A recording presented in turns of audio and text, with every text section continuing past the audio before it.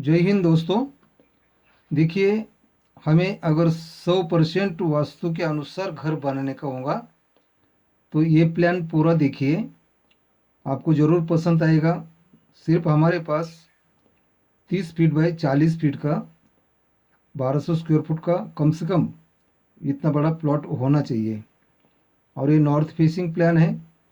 25 feet by 38 feet का है, 950 square feet है। 2 BHK फार्म हाउस है। खेती में भी चलेगा, हमारे प्लॉट में भी चलेगा। सिर्फ हमारा उत्तर से दक्षिण प्लॉट चाहिए और 30 फीट बाई 40 फीट का होना ज़रूरी है कम से कम। तो ये प्लान हमारा आराम से बैठ जाएगा और 100% वास्तु के अनुसार बनाया हुआ है। पूरा वीडियो देखिए, 5-6 मिनट का वीडियो है। वीडियो बहुत बड़ा नहीं है। अगर आपका भी छोटा बड़ा कोई भी प्लॉट हो, पूर्व मुखी हो, उत्तर मुखी हो, दक्षिण मुखी या पश्चिम मुखी, कोई भी दिशा का प्लॉट हो, आपके प्लॉट के हिसाब से बहुत सारे छोटे बड़े कम से कम 110 प्लान मेरे चैनल पे आपको दिखाई देंगे आपके प्लॉट के हिसाब से।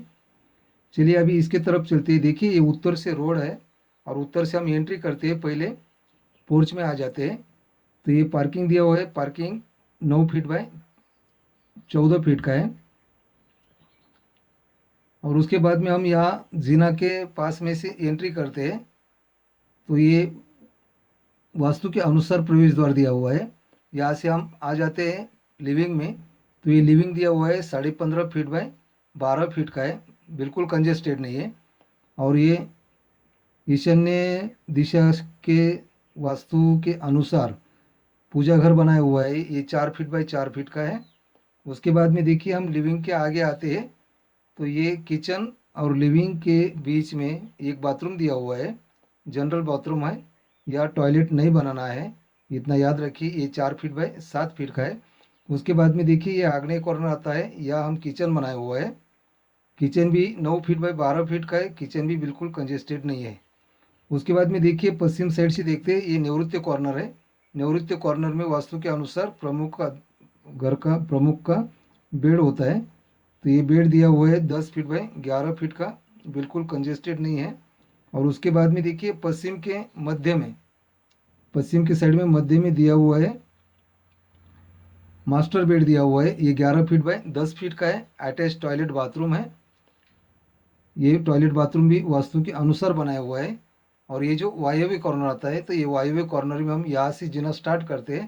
तो यहाँ से सीधा हम पोर्च के ऊपर चले जाते हैं और पोर्च के ऊपर से फिर 2-3 टप्पा देके फिर यहाँ हम आ जाते हैं स्लैब के ऊपर और अपना फर्स्ट फ्लोर का ऐसे ही ड्राइंग चल जाएगा।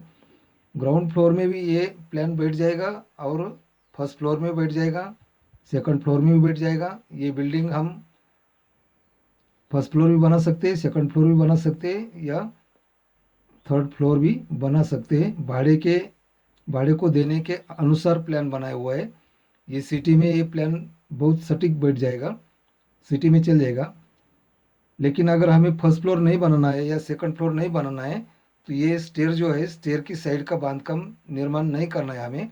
अगर ये स्टेयर की साइड का बांधकाम हम निर्माण कर देते हैं तो यहाँ टावर बनाना जरूरी हो जाएगा। अगर टावर बनाते हैं तो हमारा वास्तु का संतुलन बिगड़ जाएगा, क्योंकि वास्तु कभी भी निवृत्ति कॉर्नर में हेवी होता है और आग्नेय कॉर्नर में लाइट होता है। इसलिए ये स्टेयर का टावर हमें बनाना ही नहीं है। अगर फर्स्ट फ्लोर बनाते हैं तो फर्स्ट फ्लोर में हम स्लैब डाल देंगे, सेकंड फ्लोर बनाते हैं तो सेकंड फ्लोर में इसका स्लैब इसके ही लेवल में करा देंगे। लेकिन इसको टावर नहीं बनाना है। टावर अगर बनाते हैं तो हमारे ये पूरी बिल्डिंग का संतुलन बिगड़ जाता है, वास्तु के अनुसार नहीं होता है। अब देखिए, हम ब्रह्मस्थान के बारे में सोचते हैं। देखिए, ये 38 फीट का है, 19 फीट यहाँ आता है और 25 फीट चौड़ा है। तो यहाँ से 12.5 फीट हमारा यहाँ आ जाता है। तो ये ब्रह्मस्थान निकाला हुआ है।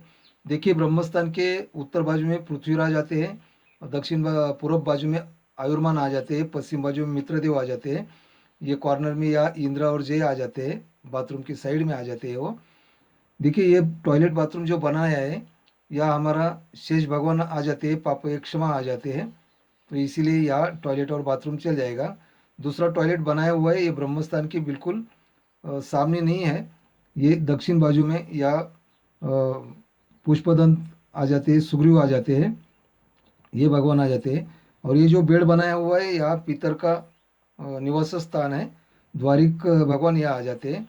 और दक्षिण बाजू में हमें कुछ भी निर्माण किया नहीं है, दक्षिण बाजू में पूरा मृग भृगंधर गंधर्व यम वितत पृथक पृषा ऐसे जो भगवान आ जाते हैं। तो दक्षिण बाजू में हमें कोई भी निर्माण नहीं किया हुआ है। अभी पूरब के तरफ से देखते हैं, तो पूरब के साइड में हम ईशान्य कॉर्नर में ये पोर्च लिया हुआ है, यहाँ पार्किंग किया हुआ है, या बिल्कुल हल्का बिल्डिंग रखा हुआ है, या बांधकाम नहीं आता है, इसीलिए ये बिल्डिंग का ईशान्य कॉर्नर बिल्कुल हल्का फुल्का हो जाता है।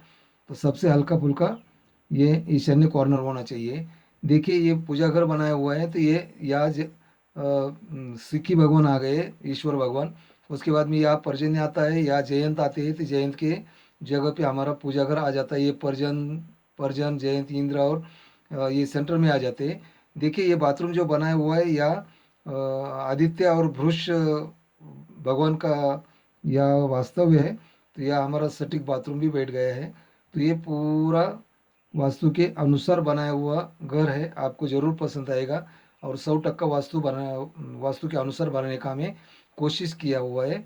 सिर्फ हमें क्या करना है कि ये जो स्टेयर केस है, ये स्टेयर केस को हमें टावर बनाना ही नहीं है।